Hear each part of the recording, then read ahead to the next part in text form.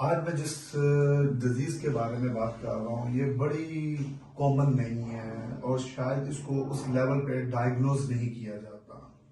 ये है pudendal nerve entrapment, pudendal nerve entrapment and pudendal nerve neuralgia. Neuralgia भी होता है इसमें और पोडेंडल नर्व का एंट्रैपमेंट, दबाव आ जाना किसी नर्व का। ये नर्व जो शुरू होती है वो आपकी सैक्रल रीजन से शुरू होती है और ये आपकी पेल्विस के अराउंड सारी सप्लाई देती है। ये हमारी स्किन को भी सप्लाई देती है, वो मैं थोड़ा आपको ब्रीफ करूंगा। अब ये बनती क्यों है, इसकी वजह क्या होती है।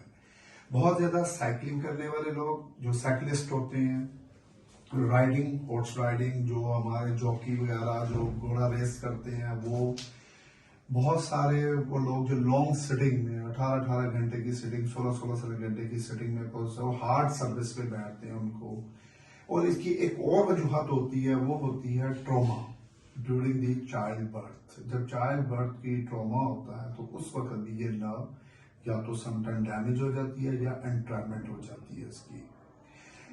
उसके बाद जो इसकी मेन एक वजूहात, क्या ये तो आपको वजह, एक और वजह भी बनती है। जिन लोगों को कब्ज की शिकायत बड़ी प्रोलॉन्ग रही हो, 6-6 महीने, साल रही है, तो उनकी भी पोडेंडल नर्व न्यूरैल्जिया या एंट्रैपमेंट में आ जाती है। अब इसके क्लिनिकल साइन एंड सिम्टम्स क्या होते हैं।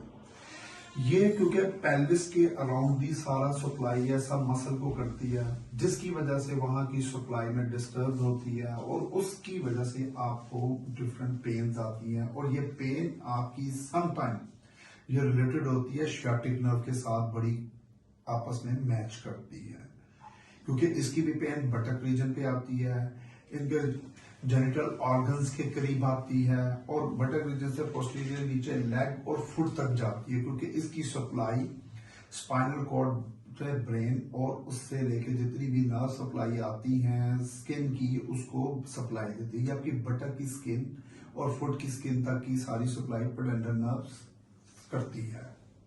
इसीलिए ये दोनों को अगर देखा जाए तो ये हमें समटाइम सियाटिका की पेन में भी वो पोडेंडल नर्व पेन हो सकती है। अब इसको रूल आउट और सर्च करने का तरीका कार ये है कि हम इसके clinically sign and symptom and history आप लोगों को एक बात बताऊं कि जो हमारी चीज है वो हिस्ट्री है।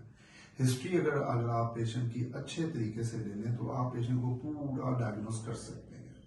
अब आपको मैं बताऊंगा कि पोडेंडल नर्व जो है कौन सा अटैच होता है। उसमें मैंने ऑलरेडी पहले व्यू बनाया हुआ है। Pudendal nerve neuralgia and pudendal nerve entrapment दो हैं। अब इसमें मसल इन्वॉल्वमेंट क्या है। इनमें एक मसल रहता है pelvic floor muscles. Pelvic floor muscle जो होता है उसको कहते हैं बल्बोस्पोंजियोसिस।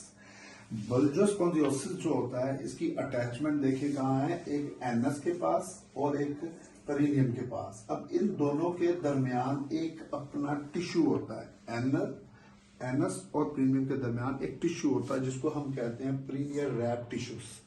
ये उसको बॉन्ड करके बैठता है। अगर आप उस तरफ आ जाए तो external anus sphincters and external यूथरस स्फिंक्टर्स, इन दो मसल्स के साथ होता है। तीसरे पे आ जाए तो प्यूबो वजाइनलिस मसल्स होता है और दूसरा होता है प्यूबो प्रोस्टेटैटिकस लिगामेंट। ये दोनों बेसिकली लिगामेंट्स होते हैं जो कि inner service of the pelvis.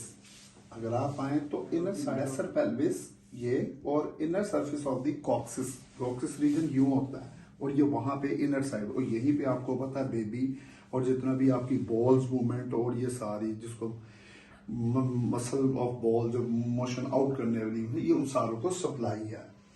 Levator NI muscle और ये लिगामेंट, इन दोनों को कनेक्शन इन्हीं के साथ होता है आपस में।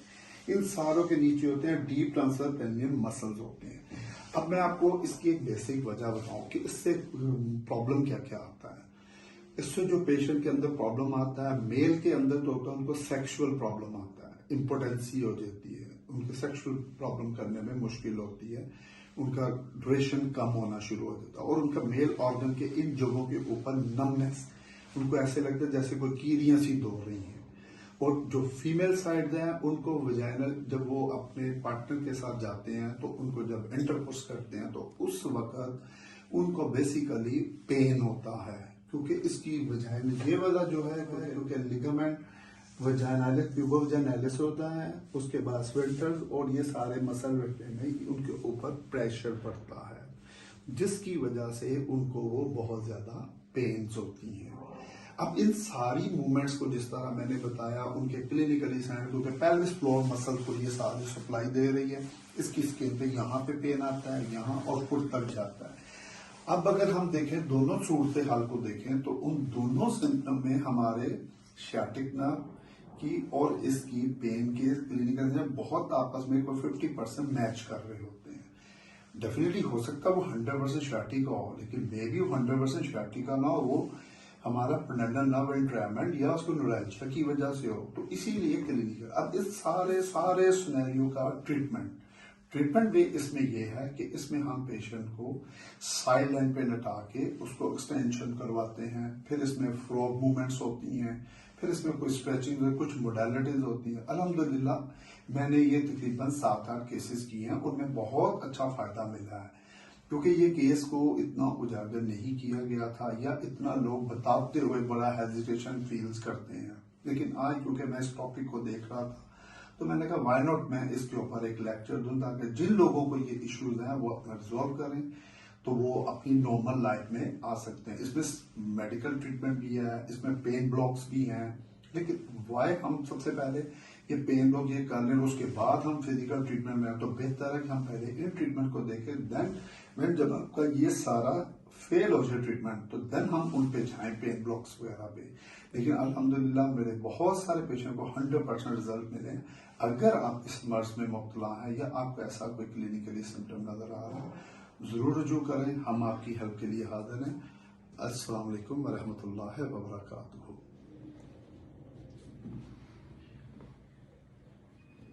फिर नी के साथ लगाओ,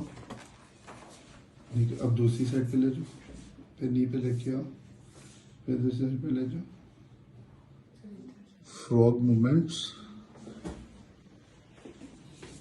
लाइक ये पोजीशन होगी, एंड डीप ब्रेथ लो, छोड़ दो, फिर डीप ब्रेथ, छोड़ दो, एब्डक्शन करो पहले, एब्डक्शन देन एक्सटेंशन करो, फिर एब्डक्शन, वापस नॉर्मल लेके जाओ, फिर एब्डक्शन, फिर बैक एक्सटेंशन,